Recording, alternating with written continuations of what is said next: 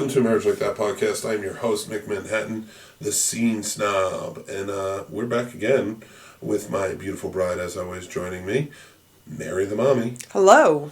How are you doing, my beautiful bride? I'm wonderful. How are you doing, my beautiful groom? I'm doing fantastic, and it's been a while. That's what she said. It's been since before Super Bowl. We've had an episode. Are you serious? Yep. Holy crap. So, our once-a-month podcast, I guess, of marriage. No. But we've done other ones since then, just not this one specifically. We did some reviews, some movie reviews. Oh, yeah. We are definitely keeping busy, and that's a good thing. But, we're doing the Married Movie Challenge. So if you guys haven't checked that out, check that out on the YouTube page and give us a like and subscribe there. But we are back at it. We're back at a Marriage Like That. I'm a little under the weather. Mary the mommy, of course, is never under the weather. She's always holding strong. So, well, there's a big difference between a man being sick and a woman being sick. Yeah, a woman needs, like, an ER visit. Well, I mean, how many between both of us, who's been to the ER since we've been married? All right, between the both of us, how many times should you have gone to the ER and didn't? And how many times did you have a head cold and was like, I just need to lay, I'm so cold. I'll do it in a sec. Yeah, well, But hear me, I'm hacking up a lung and still cleaning the whole house because still got to be done. Listen, this is a radio format. I don't think that they can see the world's smallest violin. Picking on you. They can't see this either. Nope. How many fingers am I holding up, Mike? Just the one. Just the one. And it's the wrong one, so go figure.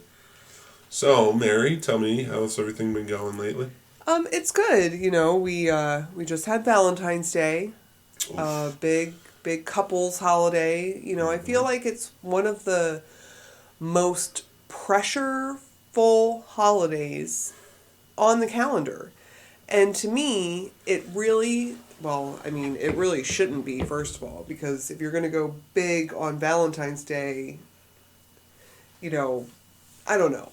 You hear all these people make such a big deal about Valentine's Day, but throughout the rest of the year, don't do anything, Yeah. So it's like, what? I don't know.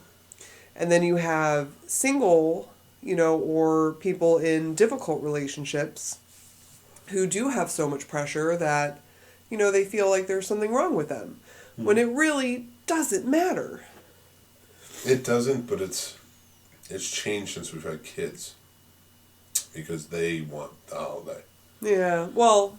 So, like, we go out and we get the stuff for them, and they have to get stuff for you, and it's so much you gotta think about. Like, honestly, it's like I don't know if it's the same way for you, but for me it is, like, Mother's Day, our anniversary, birthday, Christmas, like, it's not just me thinking about a gift to get for you. I gotta think about what to get from the boys to you, what to get them on certain holidays. Right. And just go out and do that. And, like, I even had to go back on the day to CVS just to pick up a few more things, because I was like, it's not enough. Like, I can't only get her a car. But what is it? Like, that's my question, though. Why on that day did you feel like what you had wasn't enough? Or, because we had talked about it before, and I was like, I don't want anything. Like, I mean, unless you're going to send me a obscene bouquet at work where everybody can just be like, oh, then I'm good. And that's not even really about Valentine's Day. It's just... Why do I feel that way personally? Yeah, like, what do you think brought on that feeling where it was just like, I don't have enough, I have to go back out? Because, and this is in no way, shape, or form blaming you, but on one Mother's Day many years ago, when we were our first Mother's Day together, I didn't get you anything. And I didn't think about it, because we didn't, like, he was my stepson, we weren't married at that point yet, and I just didn't think about it. And you were upset, and you told me so, and I understood, and so now, when it comes to all of these days, I'm like, I gotta make sure to get enough. I don't want to screw it up again. I don't want to make you feel bad. Although I think I edited a very nice wedding video for us. You did. Even You though did. we didn't even have video at our wedding. No, we didn't. Wait, no. Was that our wedding? No. Oh, so You just it was just us pieced together. together. Oh, okay. I'm Yeah. sorry. It wasn't No. wedding. It was I think it was an anniversary present of just our relationship. Yeah. So there you go. And I did that. And I don't know. I feel like Valentine's Day, there's just so much undue pressure. so let's stop celebrating it. I said that. Yeah, but I don't said believe it. you. Like, I need to Well, know. but Valentine's Day and Mother's Day are two very different I holidays. agree. I'd be completely fine with cutting out. We have, after Mother's Day, then there's Jack's birthday, which is a few months away. Well, Father's Day is after Mother's Day. But. Yeah, but let's face facts. The father side of things versus the mother side of things. You shut your mouth. No, but I make a huge deal about Father's Day, especially to rub it in your face that you didn't get me anything that Mother's Day. I did get you something that Mother's Day. It was just later in the day, after I had already cried, and... Yeah, well, I didn't. I mean, I'd never been a dad before, or even stepdad, or anything like that, and I was just the boyfriend at that time, so I didn't get it. Yeah, but you have a mother. Yeah, and I got her something. I know you did.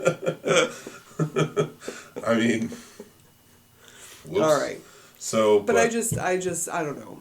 To me... Once October hits, we're so busy. You have your birthday. We have our anniversary. We have the anniversary of when we met. We have...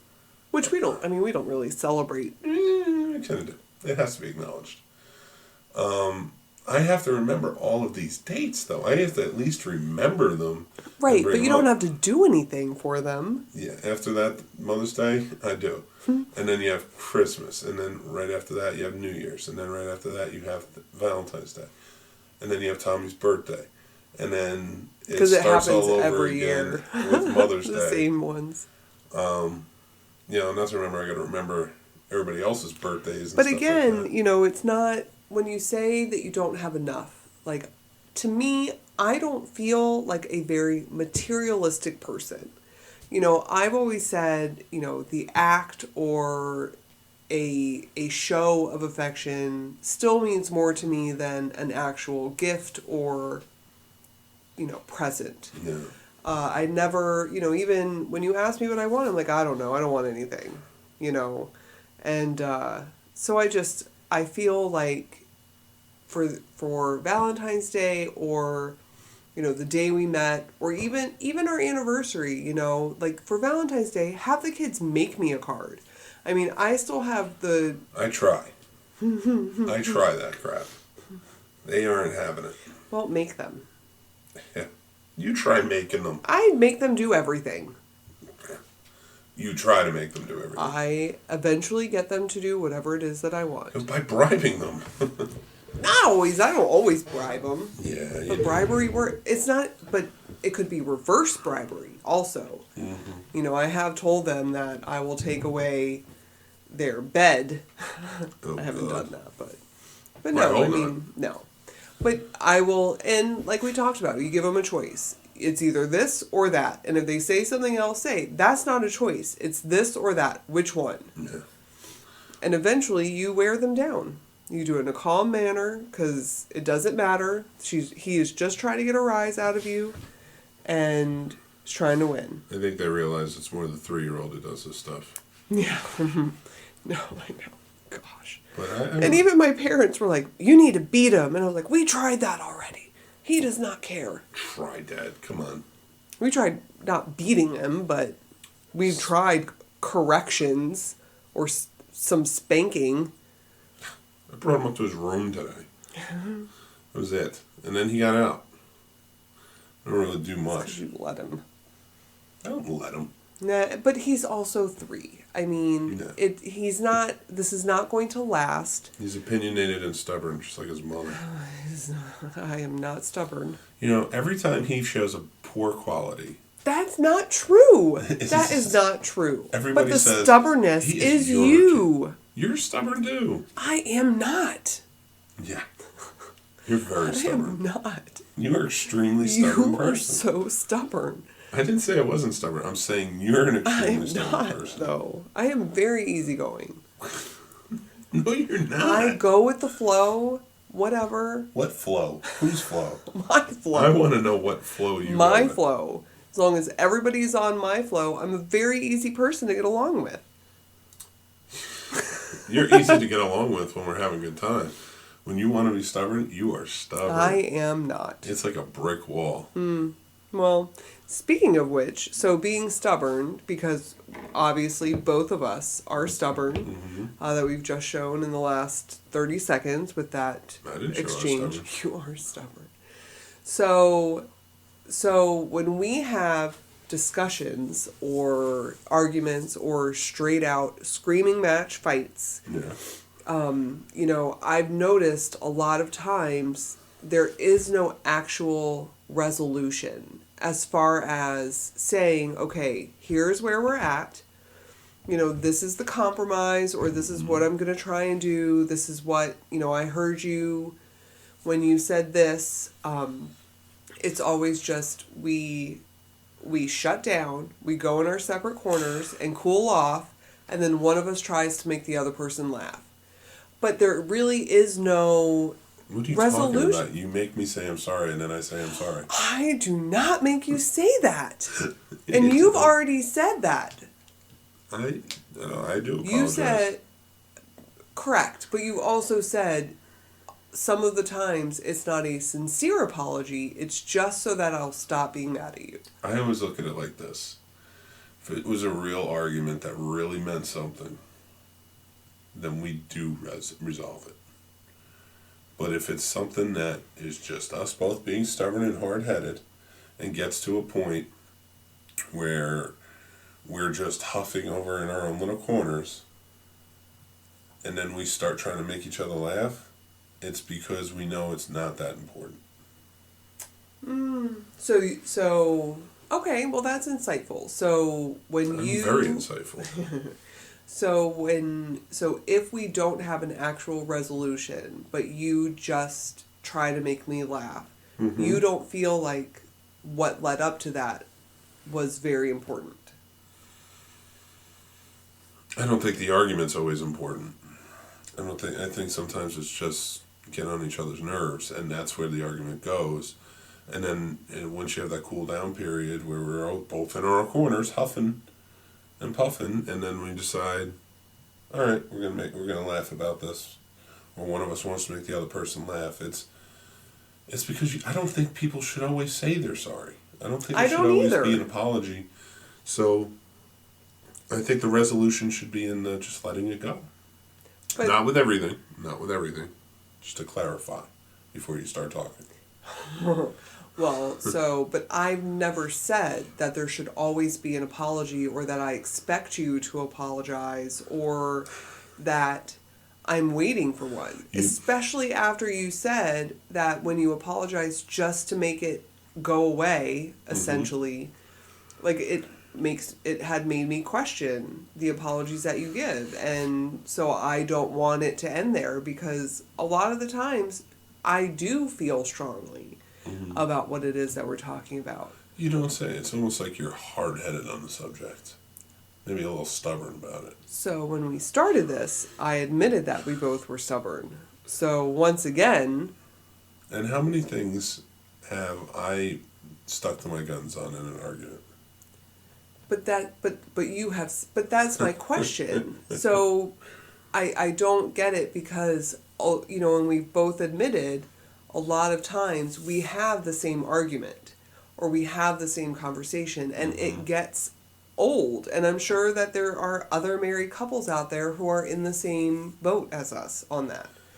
So do you really feel like just letting it go, or not paying the attention that we should pay to it, pays off in the end, because we still continue this cycle of fights? I think the cycle of fights continues if one person can't let it go. But I think some things should just be let go. Yes.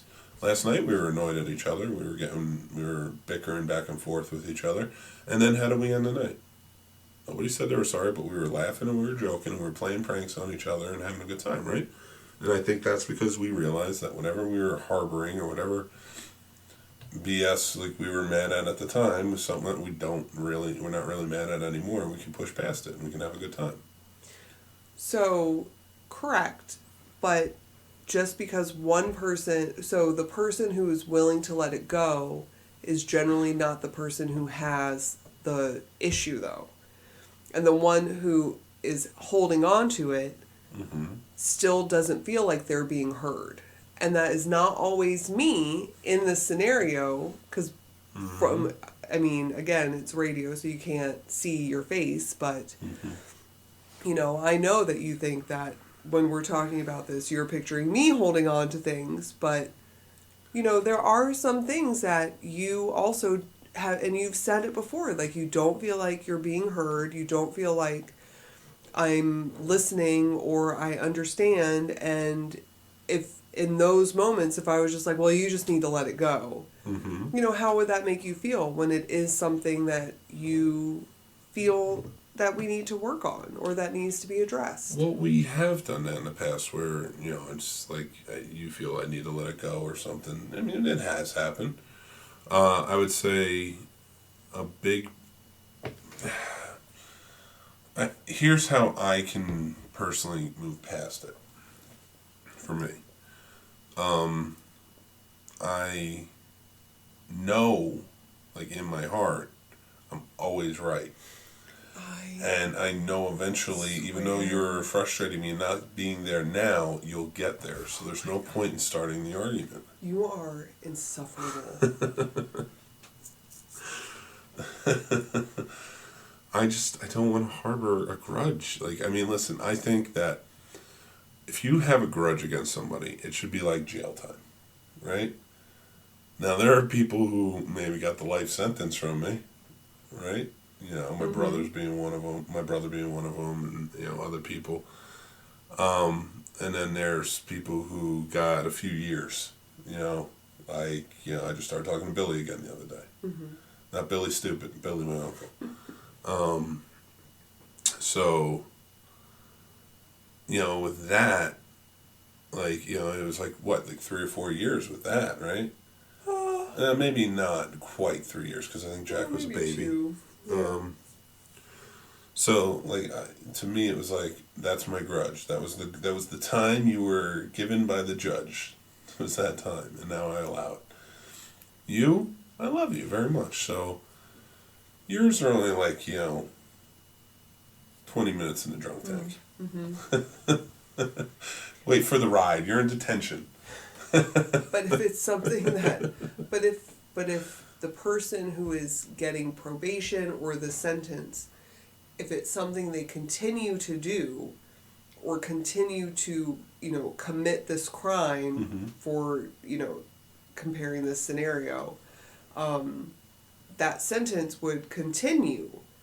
Like, it wouldn't just be one infraction and then this is the punishment and then we're over it if there's no change of behavior. Because you keep doing it over and over again. You're like Bender from... You are! From Breakfast Club. That's why you're always there. You don't like how it's turned around on you. Because it's not me. You can't turn it around just with words. I'm not always the one who's wrong. Statistically speaking, I cannot always be the one who's wrong. In that same statistical speaking language, you are not always right. Well, you're not taking into account the man and woman effect. Oh my God. The man is always right, and the woman will get there eventually. She just find out the hard way. That's right, she nuts, and I love doing it. I can't even form words. You know what the funny thing is? I feel like there's flames. Clue over here. It's burning. You know what the funny thing about that is? If a millennial listened to this show, we're a married couple, just trying to make it work. Every day to day, you do what you have to do. And you have to make those jokes. And you have to understand their jokes. But you also have to understand there are differences between men and women. And I'm not saying right or wrong. That's the joke. But, there are differences between the way men and women think. Sure. But if I mean, there was a millennial, book about it. Men yeah. are from Mars, women are from Venus. Yeah, maybe more people need to pick up that book now. Dude, I never read it. Did you read it? Just Men from Mars, women from Venus, yes, because it was like a huge thing. it what? No, yeah. That was like a phenomenon, and it was was. like, I need to know what's crazy here. I think I have it upstairs somewhere. I think I do. No, I've gone through our books I think enough. I thought that was one of the marriage books I picked up. No. I'm 99% sure, as many times as I've gone through our books, I've never seen that one. Because I have never read it, if that was something we had, I'd be like, oh, I can finally read it. That was in that occasion when you were pregnant and you were always mad at me. And I'm not saying it wasn't warranted sometimes, but you were just always mad at me. And you were just like, if you want to be a better parent or a better husband, there's books out there. And I remember I bought like $100 worth of books. And I came home and I'm like, see, I got books. And I never read one. I know. I know that you never read any. No, I do most of my research online. Oh, I do. I'm always looking stuff up now. Because I'm definitely trying to figure out how some of this stuff works. Yeah. But like if a millennial ever listened to this, they'd be like, he's terrible to his wife, and he doesn't, because he can't take a joke. Everything's offensive. But I'm offended by that. yeah, oh God, what year were you born? You're older than me. So you're the millennial before I would be. Am I? I'm a I don't even, I'm a Y2Ker. Oh my God, I think I am too. So Tommy actually You're asked older than me me. that. Of course, you're a Y2Ker. Yeah, but there is a start and I don't even. How would you look that up? I have no idea. Age segments. People, like boomer is something like, and there's young people calling people our age boomers, and I'm like, you don't even know what a boomer is. Oh, okay. So, baby boomers are 50 to 70. Yeah. Gen X.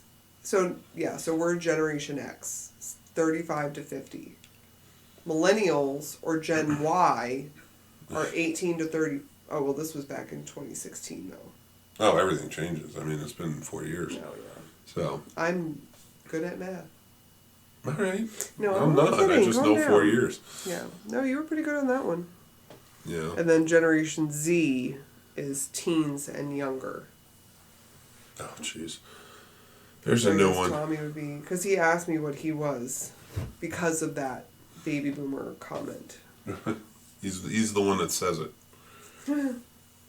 But that's one thing. Now listen, that's one thing I kind of want to go back on. Well, not go back on, but talk about.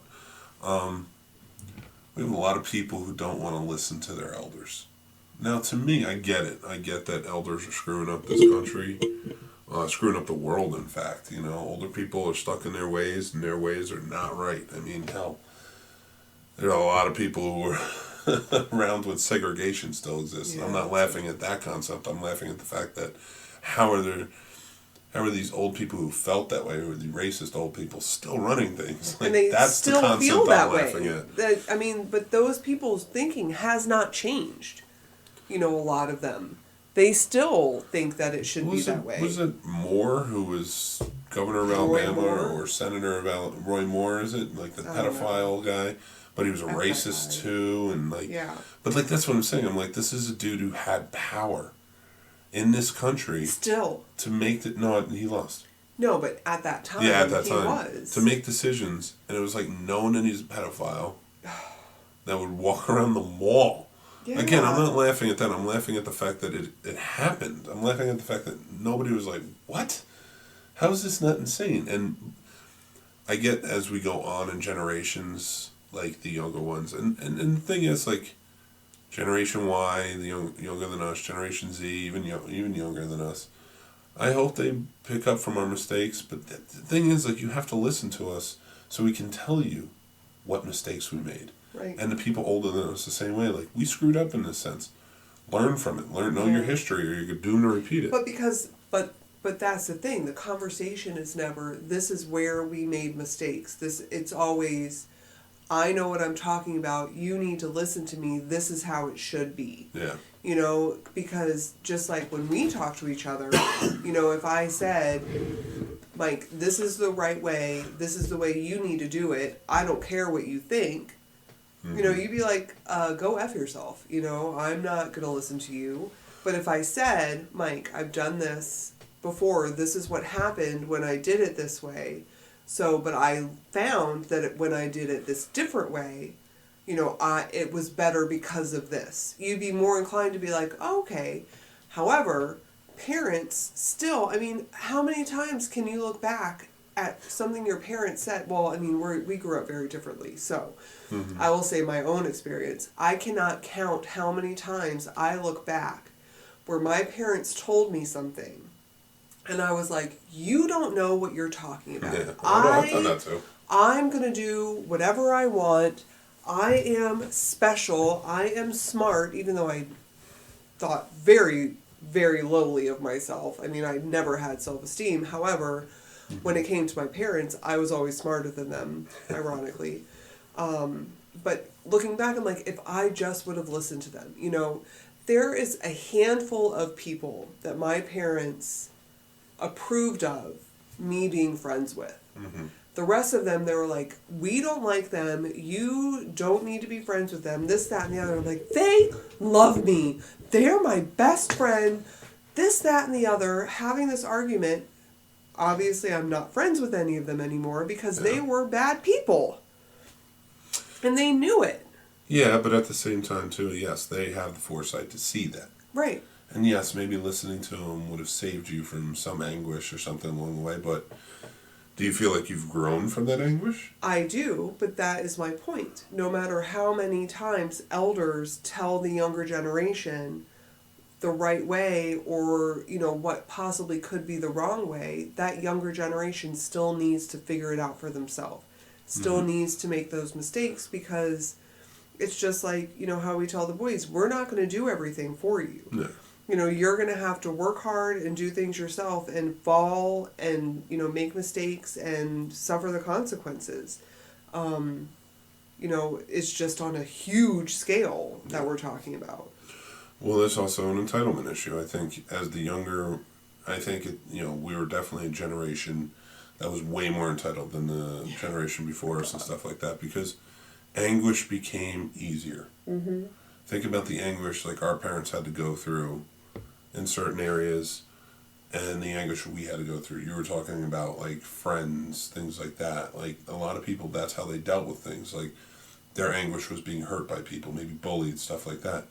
The generation before it was maybe there was some bullying, but it was more anguish of having to get a job, get work, things like that. Go to Vietnam, and imagine the generation and then before coming that. home with no support and being alienated. So like their anguish was like much more real, but that's only because as we go forward in time, things have been progressively getting easier in society, and more sheltered. And even wars. I mean, even wars are more sheltered when you think about it, because Vietnam, you were in, and I'm not saying that it's not the same, it's just a different kind, I mean, back then it was, this guy versus that guy.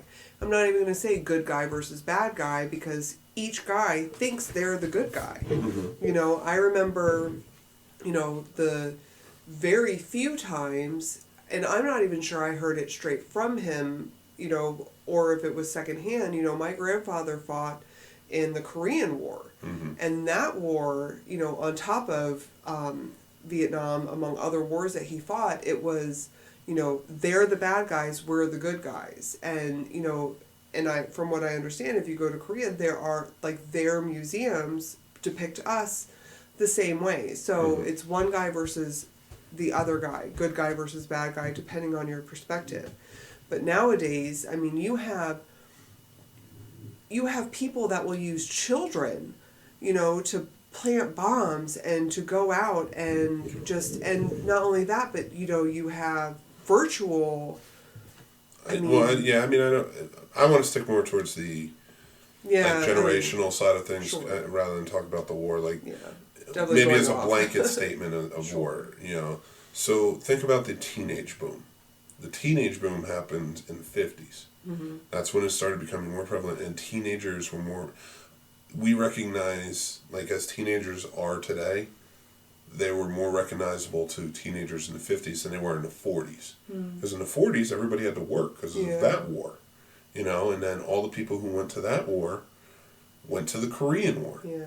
So Vietnam is the next generation, is all these ones who grew up as teenagers, who had more freedom and were doing more things, and school was more important, and they were dealing with PTSD from their parents and how that was going, you know, their fathers and stuff, and how that was going.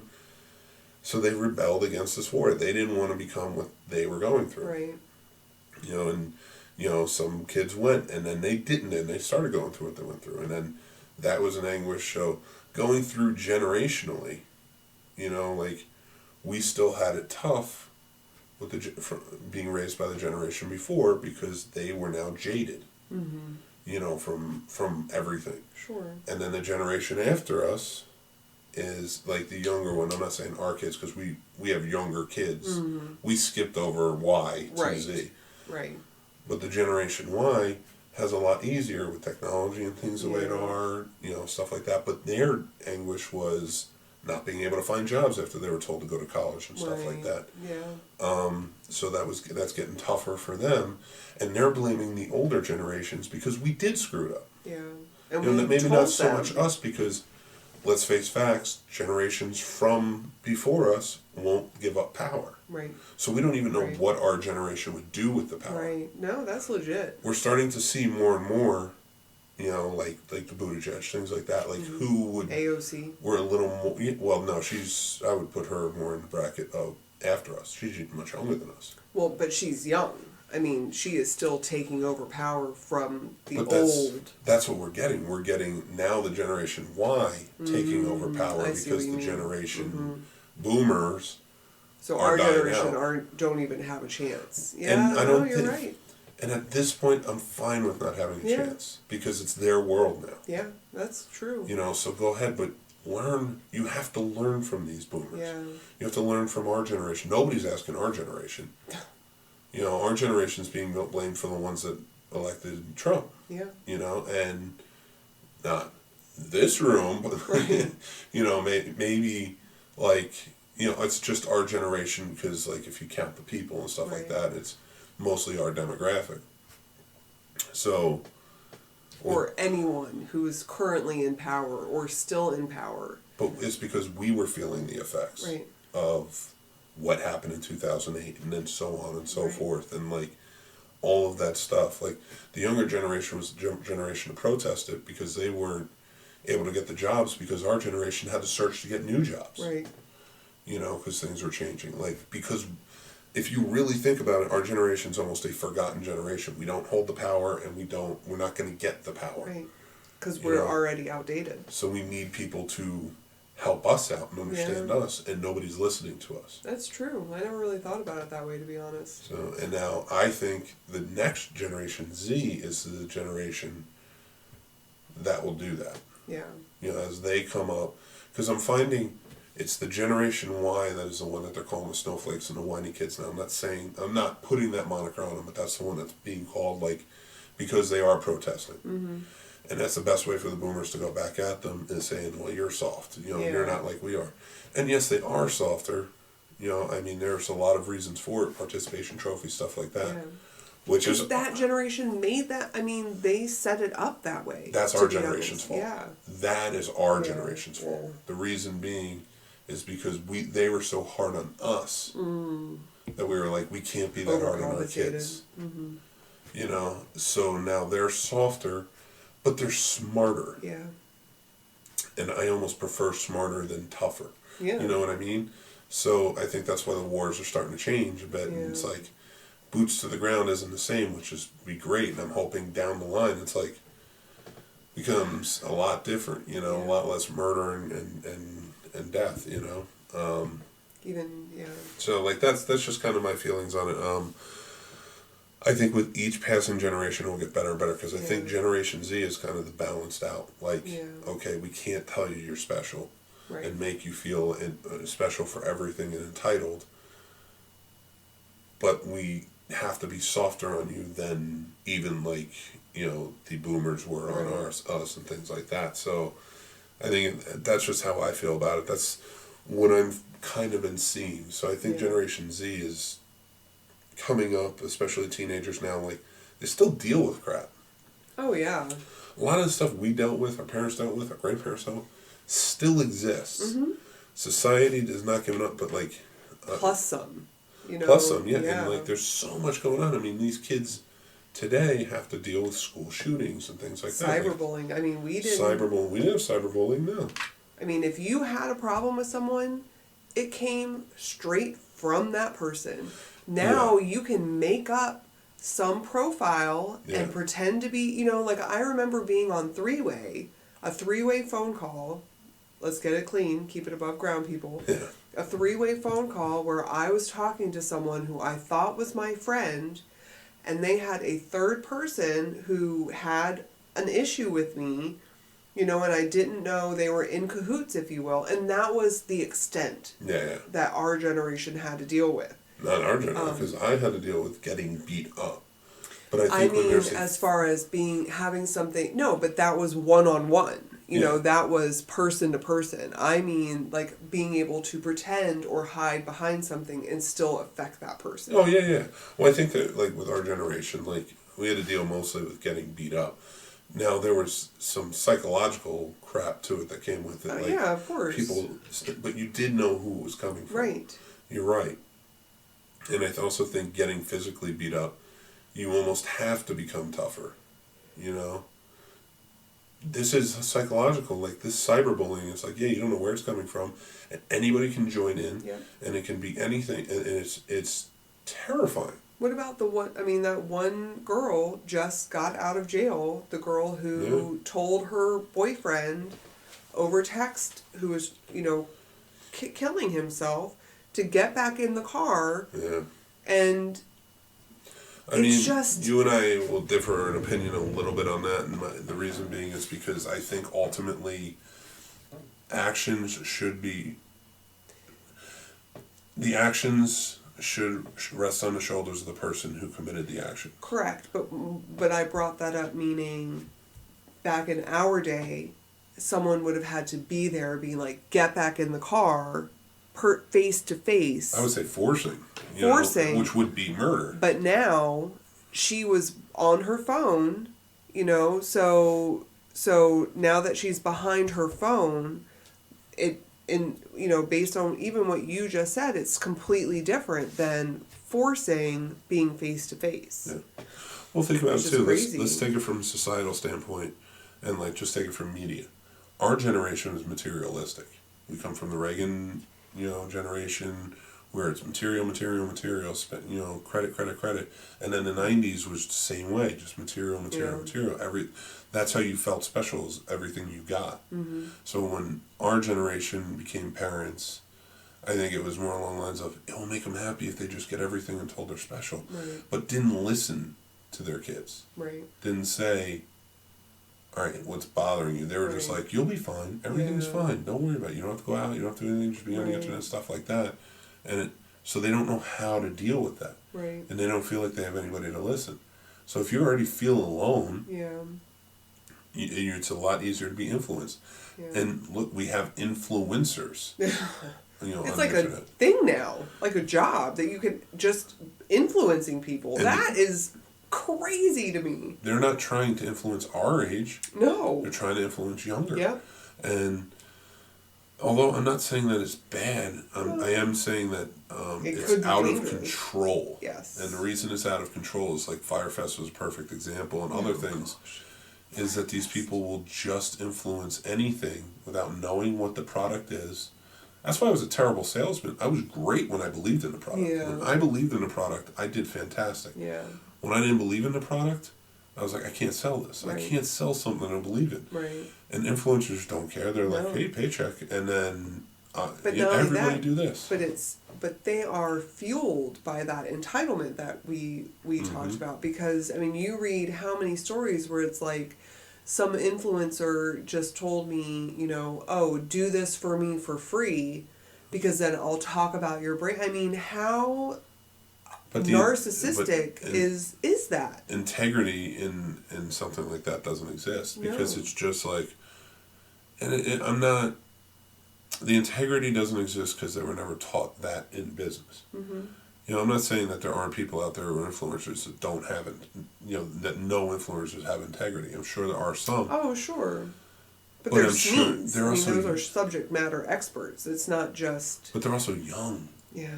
You know, look at Kim Kardashian. She was an influencer for a long time, and until she got educated on it, she stopped being an influencer. Yeah. And now she's a lawyer, and you know she busted her butt. That's like legit. a lot of people, like gave her a lot of crap because of where she came from and who she was And and how stuff she like became, how she got her fame was from a sex tape. I mean, it was. But where does it end? When do we stop saying that's the chick who had a sex tape and start saying that's the chick who got, that's the lawyer, not even chick, that's the lawyer who got a lot of people off. Correct. You know, she used it for quote unquote the good, but how many of them are, and it may not even be a question of how many people with that power are using it for good the way that Kim Kardashian ended up doing, because we only see the stories, or because of current media practices are only exposed to the stories where it's frivolous or bad, or you know, these people are doing, like the daddy of 5, you know, that had all these followers and he was psychologically messing with his children. And physically, yeah. Right. Oh, I mean, that's so Kim Kardashian, amazing what she did. Take her sisters now. Her sisters have not added anything to it. Correct. Now, I'm not saying they don't do any good or they don't put anything in charity or anything like that, but like, they haven't gotten to that point. Like, I think we're at a point like, we need to stop talking about Kim Kardashian as a sex tape lady and start talking about her as a lawyer who's doing good in society. And that's me. I don't care. I don't care about keeping up with Kardashians. I don't care about any of that stuff. I don't necessarily hate her, and I never really called her the sex tape girl. No, me. I've never even seen it. I didn't care. Right. You know, I remember, I think when she was starting out, she was like, Paris Hilton's interior designer or something. I think so, yeah, I think so. And Friends, you know, because I remember seeing them on the red carpet, and I was like, who is this chick? Yeah. Because Paris Hilton was huge at that point. Was huge. So, and now where is she? I mean, she's an accomplished DJ. Oh, gosh. No, legit, though. Like, legit DJ. Like, that's amazing. She got into DJing and, like, is considered one of the best. Wow. That's impressive. Good for her. And she doesn't want to be in the limelight.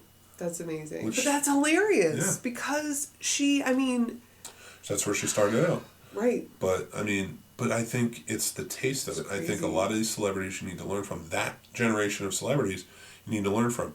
They either are learning from it and doing something good with it now, or they are out of the limelight. Yeah. You know? I mean, look at the royal family right now and everything they're going through. Who? The royal family. Oh, mm-hmm. Who's it? Prince Harry. Yep. Is bolted. He doesn't want to have any part of it. And there's something there. That is something. Yeah. And a lot of people are blaming her. I keep wanting to call her Rachel because she was Rachel in Suits. Yeah. Meghan Markle. But I don't think... I think a lot of it probably has to do with, you know, she's a new mom. Like, this started happening after she became a mom, and she was probably like, this is a... No. A lot of... But talk of leaving and not being around the royal family started happening after she became a mom. Well, but I would almost argue it's because she's American. And she didn't grow up in this God save the Queen mentality. So it was like, was because he fell in love and accepted, and they accepted this American. You know, like I can't, even watching The Queen, which we are really far behind on now that you bring it up, The Crown. Yeah, we do need to watch it. You know, it's crazy, you know, and God Save the Queen, the first time I was even exposed to that, you know, it wasn't the punk era, it wasn't, you know, because I still remember thinking about it now, you know, the punk bands that had it on t-shirts and whatever, but it was on V for Vendetta.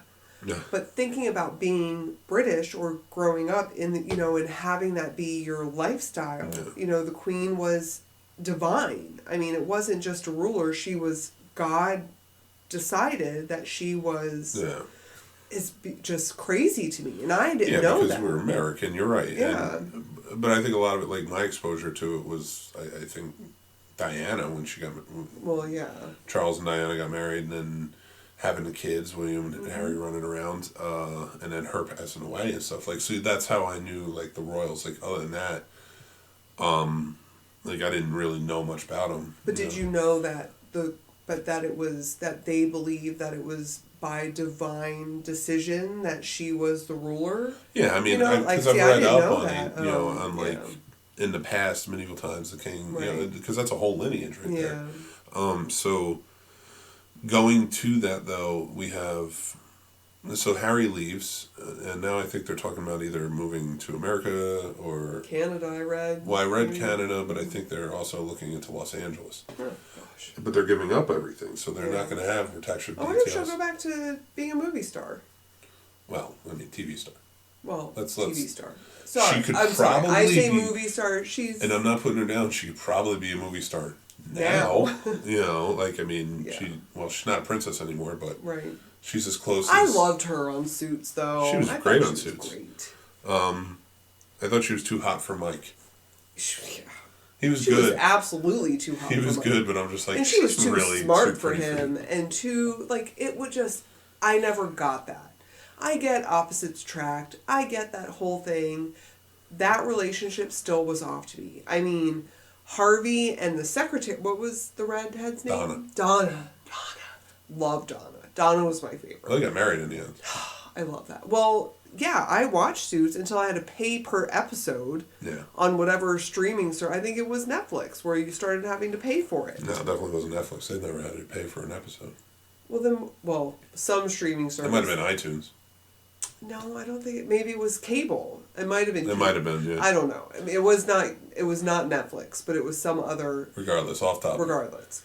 So to go back to like Harry leaving and stuff like that, like that's another thing too. Like, here's a guy he was a prince of one of the most powerful countries in the world, and we were talking about influencers changing the bit up. Like, I think this is like William to me. I think Harry always knew I'm not ever going to be in charge. Like, it would take a drastic measure for me to be the king, especially after William had a boy. Yeah. Yeah. So. I don't think he ever really wanted it. Yeah, I think he grew up realizing like William is going to be the one. Yep. So and after his mother passed away, this is just speculation. Sure. Oh yeah. No. After his mother passed away and the way she passed away, I could see like William still had to stiff upper lip. I am going to be the monarch, and go on. I could see Harry, like, look, he joined the military and he did things way different. He was a partier for a while and stuff like that. Yeah. But I forgot about that. But I think like once he got married, had a kid, he was like, I don't want any part of this. Yeah. I don't want to do this anymore. I don't want my kid to be a part of this. Anything like that. I do wonder though, like if their kid grows up and wants to be a part of. Would they be allowed back, kind of thing? I have to assume it wasn't his choice. Right. And he will be. Yeah. Was his name Archie? Archie. Yeah. He will be. I mean, he's still the lineage. He's still lineage. He still would have a right to it. You're right. It wasn't his decision to leave. Yeah. In looking at the story, Elizabeth didn't expect that as a young child, that she would ever have that as a possibility. Yeah. But it was kind of forced upon her. So you're right. And, in looking at the boys, William did always seem to have that, regal presence where it was kind of put together, school, I'm kind of the good boy type of persona. Well, I think it's like what they did on the Queen, like when she was like, how come I never got schooling in this? And they're just like, because it was the stuff that matters. It was the stuff that make you a great queen. Correct. And I think that was probably the same for both of them. Correct. For both Harry and William, too. But, like, for William, it was probably more so, you're right. Like, you're the one, you're going to be the one. Yeah. So we're going to focus on you more. And Harry was kind of like, all right, I'm going to do my thing, And again, after them, I think everything hinges upon their mother's passing. Yeah, I agree. It's so sad. Just the way she passed, Yeah. But and she did so much good. I mean, that was really sad because it wasn't just the title. It was she really was an influential person. But yeah, I mean, But that's going back to, like, we see so many people in that generation, in our generation. Like, they're younger. Mm-hmm. So I Not would much put them in younger. the generation, not much, but I would put them in a generation below us. Yeah. Like, We're kind of on the cusp, I think. yeah, but I would say we are. I also think once you become a parent, your entire notion of everything shifts. I agree. Because you have to, it's almost like you have to grow up. So Oh, not always, but I feel like it's supposed to. not always, Sure. but I think once you reach a certain age, Yeah. like you become a parent, it's like, yeah, all right, my whole perspective on this switches. Yeah. And I think that's like something that happened with Kim Kardashian. Yeah. You know, like when she became a parent, it was like, and I mean, let's face facts, she has to be the grown up in that house. You know, That's true. so, you Oh know, my gosh. so there's big differences in all generations, but I definitely am optimistic. Where I hear a lot of people, and I don't want to say far left or far right, but it is almost like that's the way you divide it up. Yeah. And I will say, like, a lot of people who are on the far left who are very pessimistic about how the world is going to change. It's also the same with the right, because they both feel like the other one's going to be in power. Yeah. And I really think it's going to come down to the younger generations. Like, the AOC's generation is going to be the loud one. Yeah. The one that's like, You're we gonna have to listen fight me. back for Yeah. the older people because they don't listen. Right. But I also think they need to listen to the generation before them, us, and just realize, like, listen. You need to be like, educated as well as loud. Just being loud is not going to be good well, enough. not just You educated, need but I to- think book smart's fine. But you also have to be all maybe around. not educated, but you have to be aware. Well, you have to be streets- you have to be aware, compassionate, things like that. Not just the people who are voting for you, but for everybody. I don't mean just school educated. I mean. I know, but because you said that, Right. I don't want anybody to take it that No, way. no. No, again, we are, I mean, I speak for myself, and I'm pretty sure you're on the same page, fingers crossed, but, like, I have no expectation of our boys going to college. I'm not going to be like, you have to go to college, this is the right, successful road. You know, there is trade school, there It are depends on what they wanna other, do. correct. So if they decide So what they want educated to to do, me just means aware, like you yeah, said. I don't think you necessarily need to go to school for technology today. No, Like, there's so much out there. correct. To You learn. can you can build a house based on YouTube videos, for crying out loud. I mean, But I think that's why each generation, their generation, and one after that are going to get better and better. yeah. I'm hoping we get back to a point of curiosity Yeah. and challenge and Yeah. like that type of, let's go to Mars, let's do this, let's Or do even that. challenge the system. I mean, because yeah. right now it's it's worse versus worser.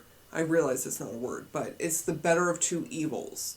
You know, but if we change the system itself, then maybe we would have a chance of I think the getting rid of generation this. after us will do that. I agree. And then I think the And I generation hope. after that will fix it Yeah, from I how agree. they changed it. So, I mean, I think it will improve. Yeah, What me we too. need to do is we need to get the generation above us Just out of power. That's the problem. It's like you can't have old world views No. running everything. No. No. So, but on that point, I think this is a good point to end it. I do too. Pretty good conversation. Yeah. You know, a lot talked about. So, with that, ladies and gentlemen, we're gonna finish off the night. Remember to give us a like and subscribe on the channels or whatever platform you're listening to, and leave comments and Yeah, let send us know. messages. We want to hear what you guys Yeah. think. Also, make sure you follow us. I am at the Scene Snob on Instagram, Twitter, Facebook, and at Mary the Mommy. I know it's not at Mary the Mommy. Well, it's straight out of nap time, but I am Mary the There's Mommy. numbers in there and all this stuff. So just type in Mary the Mommy, and then you can follow her on any other Sure. social media I'm super platforms. funny, so Yes, super duper funny. So with that being said, thank you for listening, and we will talk to you soon. This is a Marriage Like That podcast. Go check out the rest of our podcasts on thescenesnobs.com. and have a great night. Take care.